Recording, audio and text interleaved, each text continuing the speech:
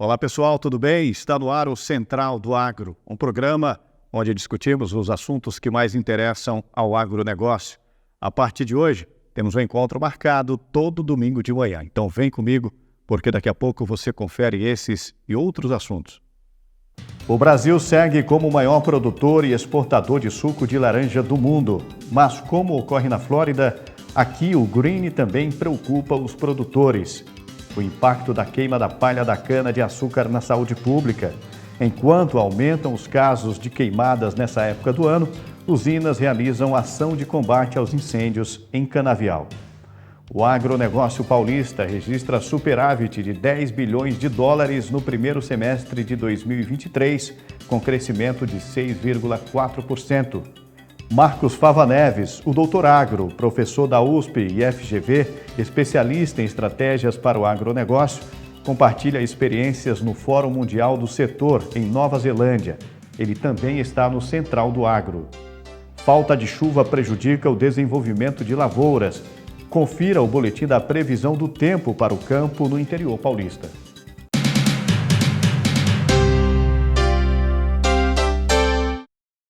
O Brasil segue como o maior produtor de laranja e exportador de suco de laranja do mundo. E para essa safra atual, as análises de campo apontam para a positividade na produção. Mas assim como ocorre na Flórida, nos Estados Unidos, aqui no Brasil, o green também preocupa os produtores. Confira na reportagem. O Brasil não é de agora, é destaque na produção de laranja e de suco de laranja do mundo.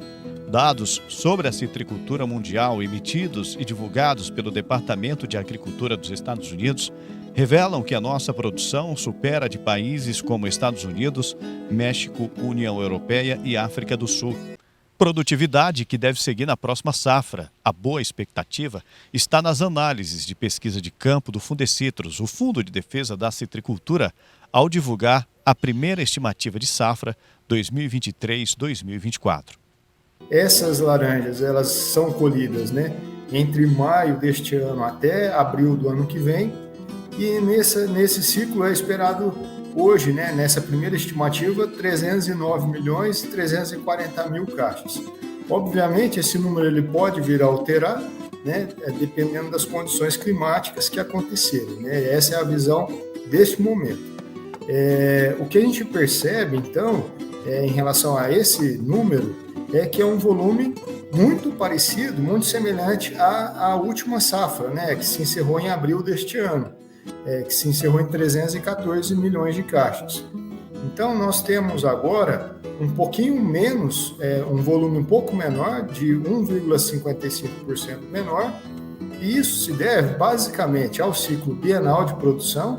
Então, em um ano, as laranjeiras, elas carregam mais e esgotam as reservas, que ela está estocada nessas laranjeiras, e no ano seguinte ela não consegue emitir a mesma quantidade de frutos, ela diminui a quantidade de frutos por uma falta de reserva. A procura dos americanos pelo suco da fruta produzida aqui no Brasil cresceu nos últimos meses por causa da forte quebra de safra na Flórida, grande produtora de laranja, mas que foi fortemente impactada pelo clima e doenças no campo, que prejudicaram o desenvolvimento dos citros. O Brasil encerrou os primeiros 6 meses da safra 2022-2023 com crescimento de 17% nas exportações de suco de laranja. O faturamento com as exportações somou pouco mais de $1 bilhão no período.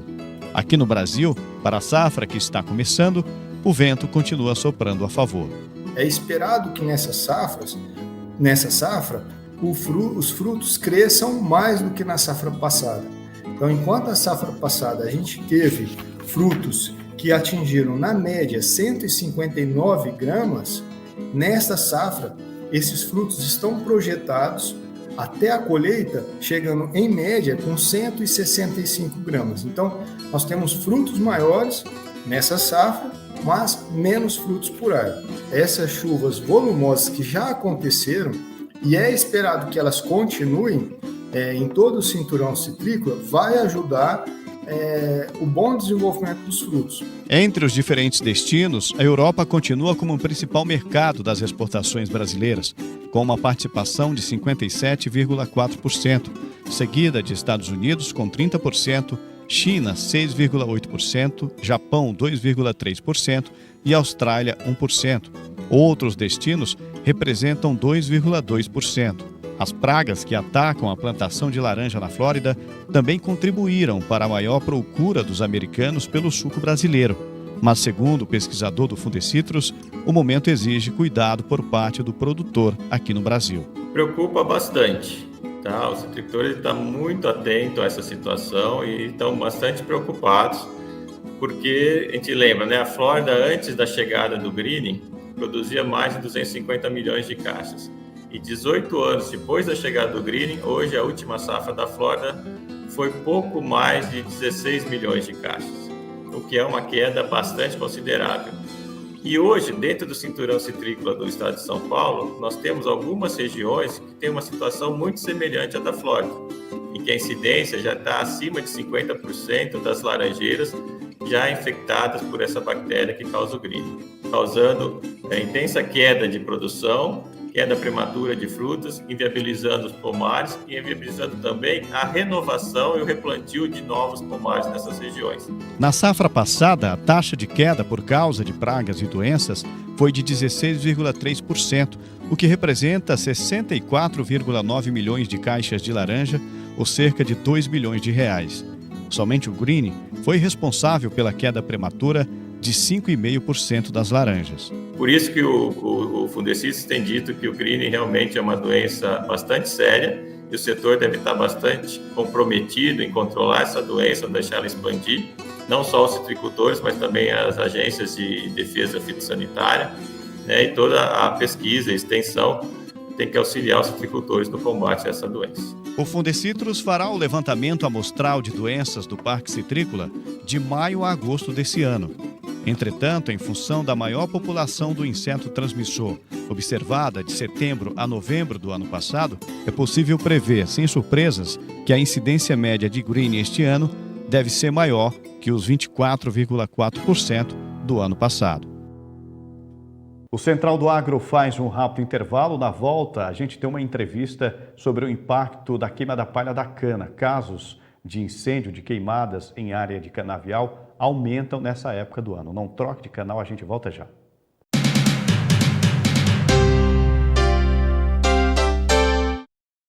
O vice-presidente Geraldo Alckmin defende elevar o teor do etanol na gasolina de 27,5% para 30%. Esta é uma demanda do setor sucroenergético. Alckmin, que também é ministro do Desenvolvimento, Indústria, Comércio e Serviços, esteve reunido com representantes do setor. Alckmin destacou a intenção de estimular o setor de produção de etanol e promover o uso de energias renováveis. Outro tema abordado por ele com os representantes do setor foi a elevação do mandato do biodiesel, mistura obrigatória do biodiesel no óleo diesel. A possibilidade de maior adição do biocombustível na gasolina está prevista no Programa Combustível do Futuro, que deve ser criado pelo Executivo por meio de um projeto de lei.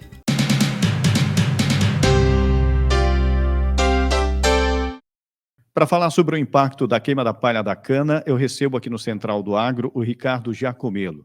Ele é engenheiro agrícola e diretor de operações agrícolas da Raízen.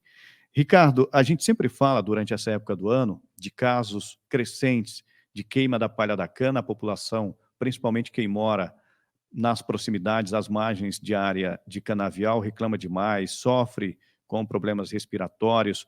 Os postos de saúde, UPAs, acabam recebendo o maior número de pessoas com problemas respiratórios. Por isso é importante a sua presença aqui para a gente falar sobre esse tema, esclarecer algumas dúvidas. A queima da palha da cana, ela gera algum prejuízo no processamento dessa cultura na indústria sucroenergética? Sim, né? A queima da cana ela traz uma série de prejuízos, né, para o processo industrial, né? Eu vou citar alguns, tá? Os principais, pelo menos. O principal dele é a degradação da cana-de-açúcar, né? A partir do momento que ela sofre um incêndio, ela começa um processo de reversão ou degradação da qualidade da cana-de-açúcar, né? Então, quanto maior esse tempo até a colheita, né? Toda a colheita hoje é realizada de forma mecanizada na Raízen, né? Então, até essa colheita, transporte e processamento industrial, a cana está se degradando de forma muito acelerada, né? Chega em alguns casos que, dependendo do tempo de queimada que ela está em campo, essa cana não tem condições de ser processada, tá? Então, a gente acaba perdendo a cana do processo. Então, eu acho que esse é um dos grandes prejuízos, né? Outros 2 grandes prejuízos, né? O primeiro, a questão da cogeração, né? Hoje, a palha da cana-de-açúcar, ela é uma das bases, né, principais para a cogeração, né? As usinas, o setor sucroenergético, ele cogera energia elétrica que alimenta hoje em torno de 9 milhões de moradias, né, no país. Isso corresponde em torno de 4 a 5% da energia elétrica gerada no país vem proveniente da cana-de-açúcar. Então, quando você tem essa queima dessa palha, você acaba reduzindo, né, o potencial de produção do setor.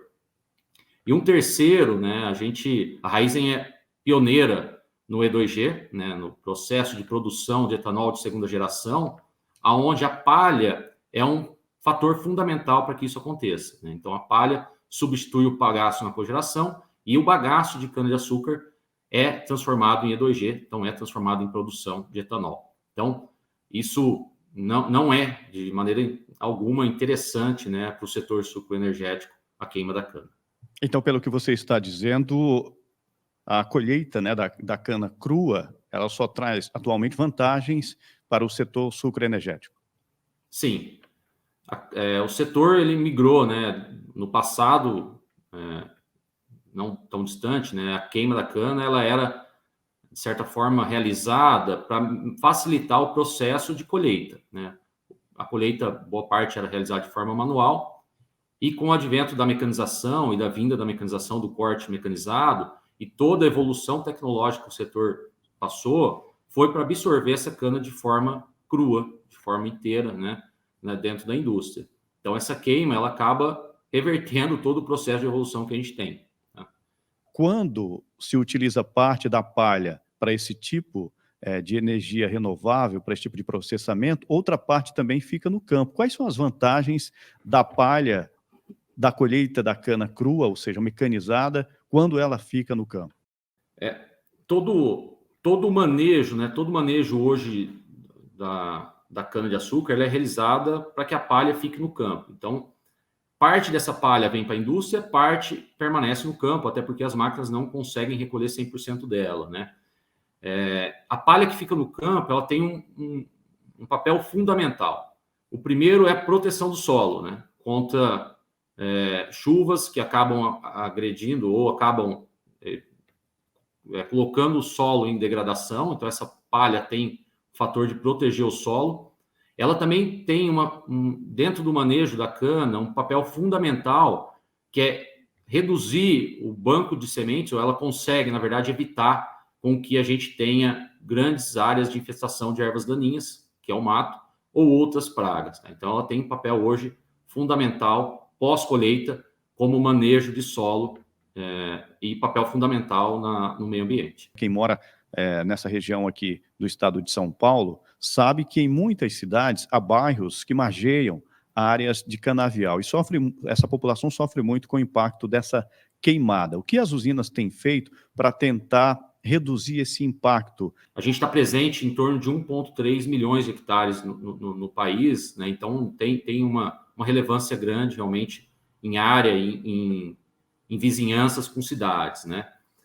Então, falando um pouco muito de investimento, né? Hoje a gente tem cerca de 1.000 colaboradores que são preparados e estão dispostos a combater incêndio. Então, eles ficam em posições estratégicas, né, para esse tipo de combate.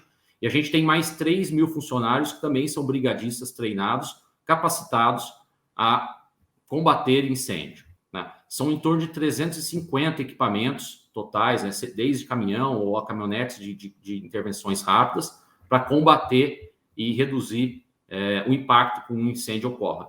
E aí pode ser incêndio em canavial, mas também incêndio em beiras de rodovia, incêndio em matas, incêndio em outros tipos de cultura, em áreas que estão próximas a nós, tá?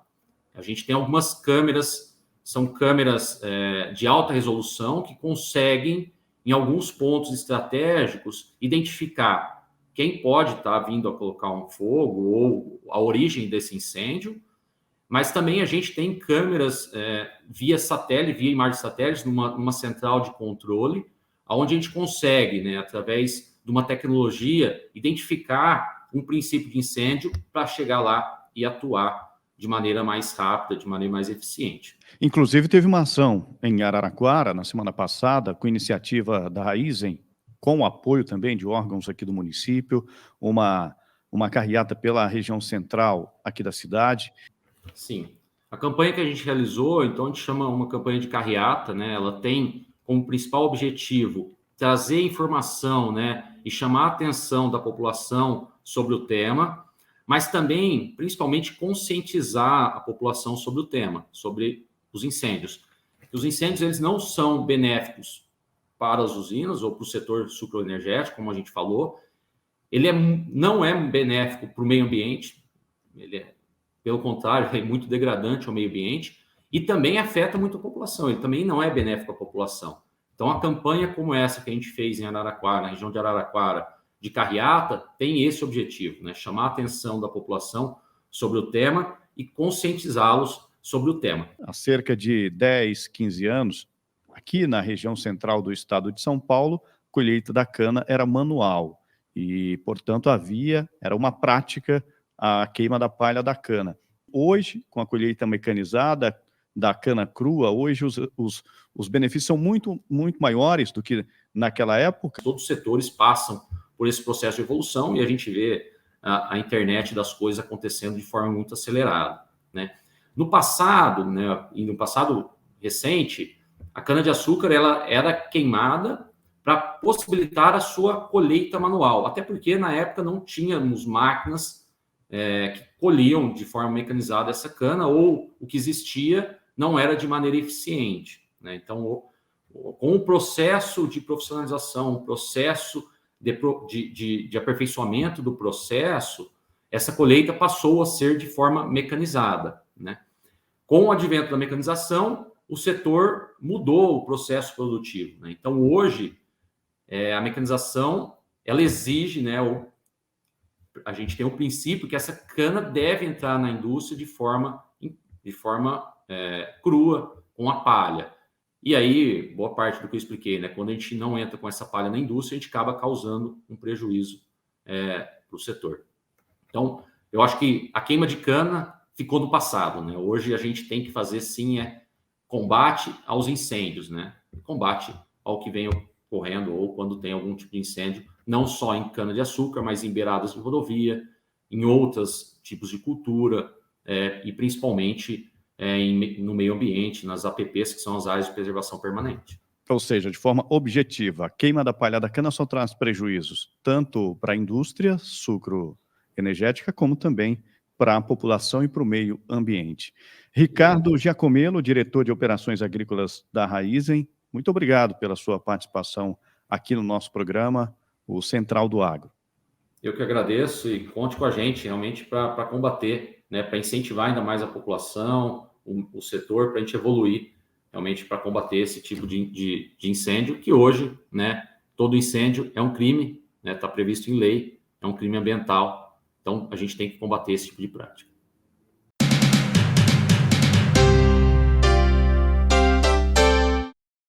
O agronegócio de São Paulo registrou sucessivos superávites mensais em 2023. O resultado final do semestre apresentou um excedente de 10 bilhões de reais, com crescimento de 6,4% em comparação ao mesmo período de 2022.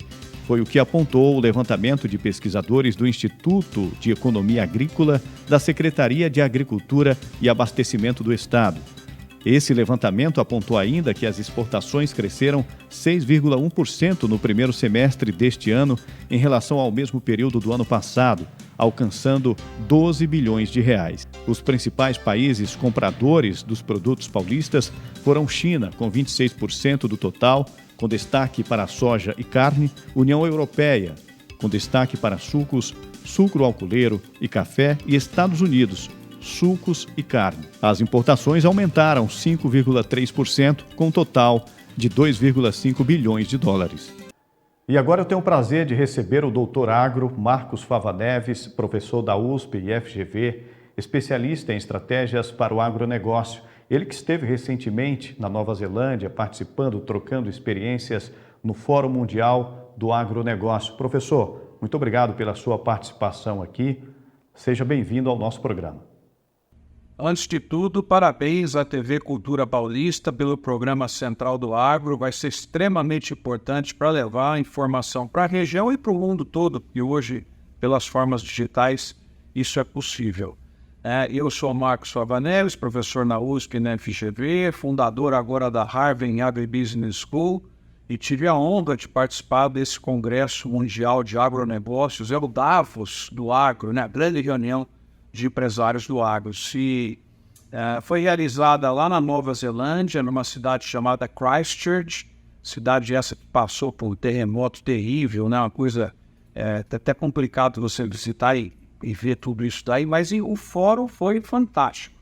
Mais de 500 pessoas, 50 países e cada um mostrando os temas relevantes, discutindo casos de empresas impactantes. Eu pude participar da abertura do evento, falando sobre o imperativo da sustentabilidade na produção e chamando a atenção como o Brasil é uma plataforma extremamente sustentável de produção de alimentos. Nós contei a história da nossa expansão da produção de grãos, que está ajudando a resolver o problema de abastecimento mundial, contei da nossa laranja, da nossa cana, enfim, dos produtos que o Brasil tem feito com muita propriedade. O que ficou claro desse congresso é que realmente o tema sustentabilidade é cada vez mais importante nas discussões que envolvem os líderes mundiais do agronegócio. Temos que trazê-lo efetivamente para a mesa, tomar cuidado que isso aí, em alguns casos, pode levantar custos de produção, tem que ter uma contrapartida financeira,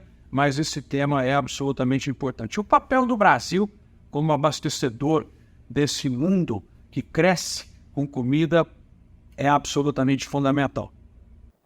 E agora vamos às informações do Boletim da Previsão do Tempo com Amanda Souza, da ExoWeather Meteorologia, especialmente para o Central do Agro.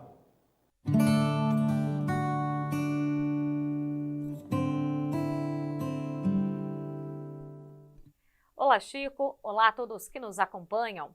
A imagem de satélite mostra a pouca presença de nuvens carregadas de chuva em grande parte do país, o que não tem sido diferente no estado de São Paulo. A imagem de satélite, inclusive, mostra a ausência total dessa nebulosidade por conta da presença de uma massa de ar seco capaz de inibir a formação das instabilidades. No decorrer desses próximos dias, não tem previsão de chuva em praticamente todo o estado de São Paulo. O tempo vai continuar completamente seco, pelo menos até o dia 29 de julho.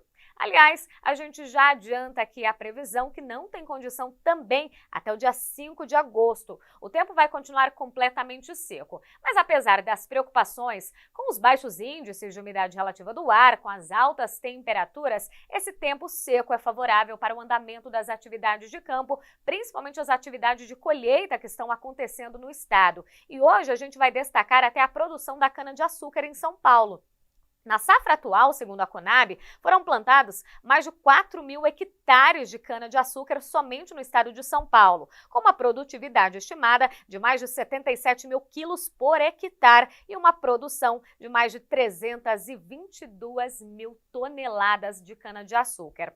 E a cana-de-açúcar, todo mundo sabe, tem duas finalidades muito importantes, não só no Brasil como no mundo todo, mas temos aqui no estado de São Paulo a produção de açúcar com mais de 23 mil toneladas da produção de açúcar. E com relação à produção de etanol, são esperados mais de 12 milhões de litros nessa safra atual, isso contando somente com a cana-de-açúcar no estado de São Paulo. Mas apesar desse tempo completamente seco favorecer as atividades de colheita, o corte e moagem da cana-de-açúcar, também a colheita de citros, do café, Tem outras preocupações com relação à falta de chuva, principalmente a redução expressiva da água disponível no solo, vai deixando também a vegetação muito seca. O solo no estado de São Paulo, principalmente nessas áreas em laranja do mapa, já apresenta índices abaixo dos 30%. É um solo muito seco, porque não tem chovido e a gente já acompanhou que também não vai chover. Com esse solo seco, com a vegetação muito seca, vem a preocupação com o número de focos de queimadas. Desde o início do ano até agora, somente no estado de São Paulo foram registrados pelo INPE mais de 660 focos de queimadas. Mas apesar do número expressivo, tem uma redução aí de 12% comparado ao mesmo período do ano passado. Mas essas queimadas podem aumentar nos próximos dias, nas próximas semanas, até meses. Isso porque a gente olhando já a previsão de forma estendida, na cidade aqui de Ribeirão Preto, que eu destaquei, até a primeira metade do mês de outubro, não há muita previsão de chuva. Apesar de aparecer alguns episódios bem isolados aqui no gráfico, o volume é muito baixo. Não são esperados nem 10 milímetros de precipitação no decorrer desses próximos meses. O Central do Agro fica por aqui. Obrigado pela sua audiência e até o próximo programa. Tchau.